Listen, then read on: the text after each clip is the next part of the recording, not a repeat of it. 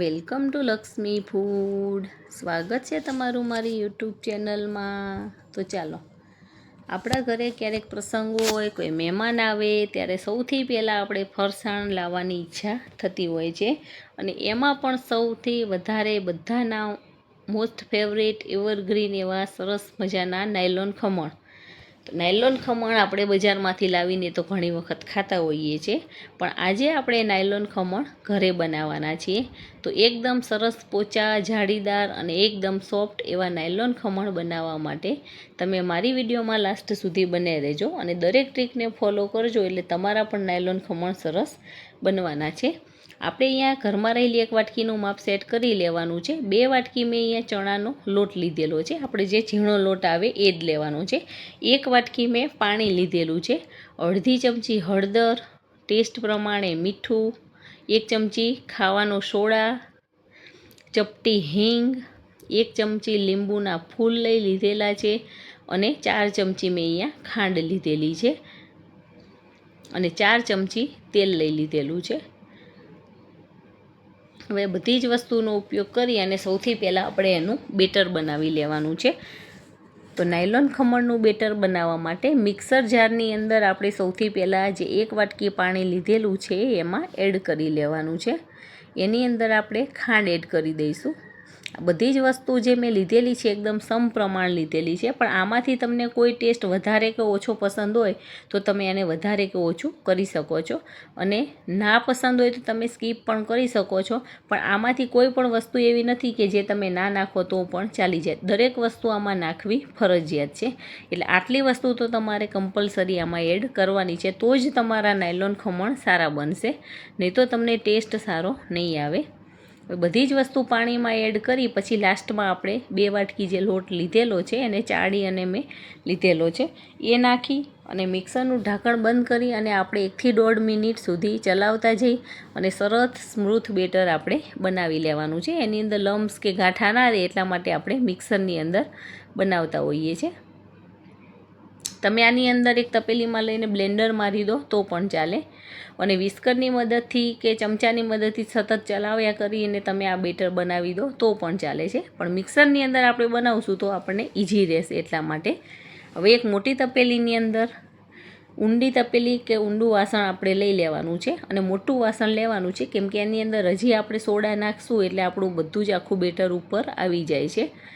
હવે 1 ચમચી મેં અહીંયા ટાટા સોડા લીધેલા છે, ખાવાના સોડા, એ આની અંદર એડ કરી અને એક જ દિશામાં હું ફેરવતા જઈ અને સરસ આને મિક્સ કરી લેવાની છું. તો તમે જોઈ શકો છો ધીમે ધીમે આપણું બેટર ફૂલાતું જાય છે અને આપણી તપેલી આખી ભરાઈ જશે બેટરથી. એટલું બેટર આપણું એકદમ હળવું બની જવાનું છે અને અંદરથી એકદમ સ્પોન્જી અને જાળીદાર આપણું બેટર બની ગયું છે.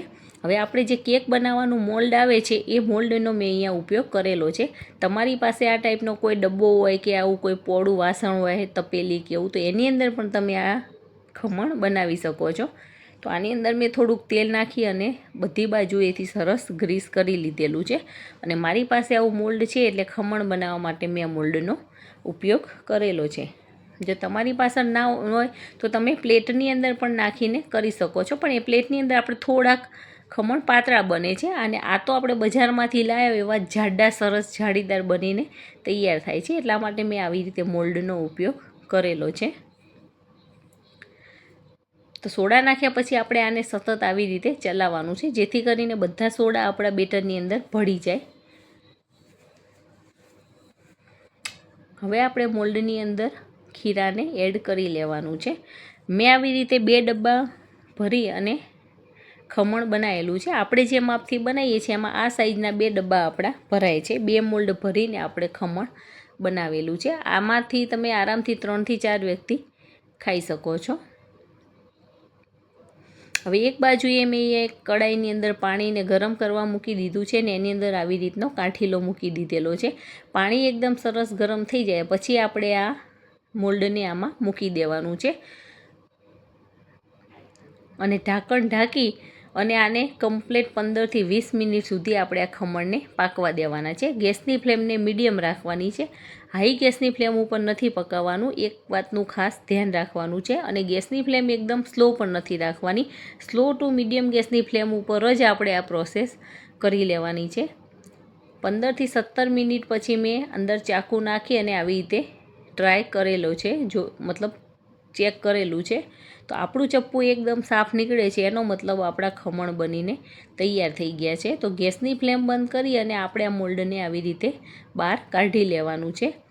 અને થોડુંક ઠંડુ થાય 5 થી 10 મિનિટ પછી આપણે એની ફરતે આવી રીતે ચાકુ લગાડી અને એને વાસણથી દૂર કરી લેવાનું છે. તો તમે જોઈ શકો છો એકદમ સરસ પોચા એવા ખમણ આપણા બનીને તૈયાર થઈ ગયા છે. આના મોટી સાઈઝના આવી રીતે આડા અને ઊભા પીસ કરી લેવાના છે. એકદમ નાના પીસ નથી કરવાના, નહીં તો એની જાડીને આપણને દેખાશે નહીં અને આપણું ખમણ થોડુંક વેરાઈ પણ જતું હોય છે. હવે આ ખમણને આપણે સાઈડમાં મૂકી અને એનો વઘાર કરી લેવાનો છે. તો વઘાર માટે મેં અહીંયા અડધી વાટકી પાણી લીધેલું છે. 2 થી 3 મરચાંની આવી રીતે ઊભી સ્લાઈસ કરેલી છે. વઘાર માટે અહીંયા મેં 1 ચમચી રાઈ, 2 ચમચી સફેદ તલ, 8 થી 10 મીઠા લીમડાના પાન, ટેસ્ટ પ્રમાણે મીઠું, 3 થી 4 ચમચી જેવી ખાંડ અને લીલા ધાણા ગાર્નિશિંગ કરવા માટે લઈ લીધેલા છે. હવે વઘાર કરવા માટે મેં એક નાના પેનની અંદર 2 પાવડા જેવું તેલ ગરમ કરવા માટે મૂકી દીધેલું છે. તેલ સરસ ગરમ થઈ જાય પછી આપણે એની અંદર રાઈ નાખવાની છે. રાઈ આપણે થોડીક ચડિયાતા પ્રમાણમાં લેવાની છે, કેમ કે આની અંદર રાઈનો ટેસ્ટ બહુ જ સારો લાગતો હોય છે. અને રાઈ આપણી સરસ તતળી જાય પછી આપણે એની અંદર બીજા ઇન્ગ્રીડિયન્ટ્સને ઉમેરી લેવાના છે.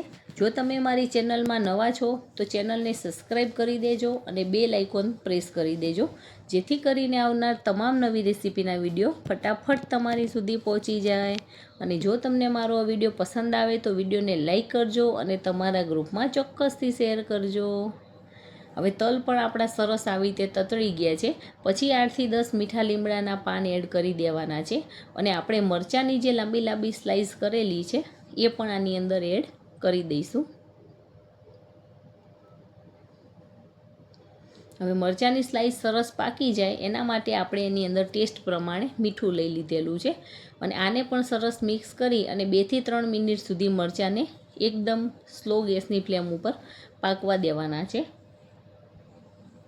કેમ કે આની અંદર પાણી નાખ્યા પછી આપણું મરચાં પાકતા નથી, એટલે આપણે પાણી નાખ્યા પહેલાં જ મરચાંને સરસ પકવી લેવાના છે. 2 થી 3 મિનિટ પછી આપણા મરચાં સરસ તતળાઈ ગયા છે.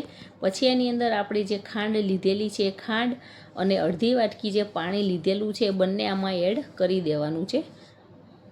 અને મીડિયમ ટુ ફૂલ ગેસની ફ્લેમ ઉપર આને આવી રીતે થવા દેવાનું છે. બધી જ ખાંડ ઓગળી જાય ત્યાં સુધી આપણે આ પાણીને ઉકાળી લેવાનું છે. વઘાર તો આપણો એકદમ પાકી ગયો છે, ફક્ત ખાંડ ઓગળે એની જ રાહ જોવાની છે. ત્યાં સુધી આપણે મોલ્ડમાં જે ખમણને લીધેલું છે એને એક વાસણની અંદર લઈ લેવાનું છે, જેથી કરીને આપણને વઘાર નાખતા સરખો ફાવશે. હવે બંને ડબ્બાઓના ખમણને મેં આ એક બાઉલની અંદર ટ્રાન્સફર કરી દીધેલા છે. તો તમે જોઈ શકો છો એકદમ પોચા, જાળીદાર અને એકદમ ફ્લફી અને મોઢામાં મૂકતા જ ઓગળી જાય એવા સરસ મજાના ખમણ આપણા બનીને તૈયાર થઈ ગયા છે. લાગશે જ નહીં કે તમે બજારમાંથી લાવ્યા છો કે ઘરે બનાવેલા છે. તો વઘાર પણ આપણો એકદમ આવી રીતે રેડી થઈ ગયેલો છે. હવે ગેસની ફ્લેમને બંધ કરી અને આપણે ખમણને વઘારી લેવાના છે. ખમણ વઘારવાની આ પ્રોસેસ તમે ખાસ યાદ રાખજો. આવી રીતે જ આપણે ખમણને વઘારવાના છે. કોઈ મોટા વાસણની અંદર લઈ અને આપણે જેમ ઢોકળા વઘારીએ એવી રીતે નથી વઘારવાના, નહીં તો આપણા ખમણ તૂટી જતા હોય છે, કેમ કે આ એકદમ સોફ્ટ હોય છે એટલા માટે. તો બધો જ વઘાર આપણે થોડોક કરી અને આની ઉપર એડ કરતું જવાનું છે. અને આપણે જ્યારે ખાવા બેસવાનું હોય ત્યારે જ આપણે આનો વઘાર મારવાનો છે, પહેલાંથી નથી મારવાનો, નહીં તો પાણીનો ભાગ આવશે તો આપણા ખમણ પોચા પડી જતા હોય છે. તો આપણે જ્યારે ખાવા બેસીશું ત્યારે આ વઘાર કરી લઈશું. અને આ વઘાર જો થોડોક બચે તો આપણે આને સ્ટોર પણ કરી શકીએ છીએ.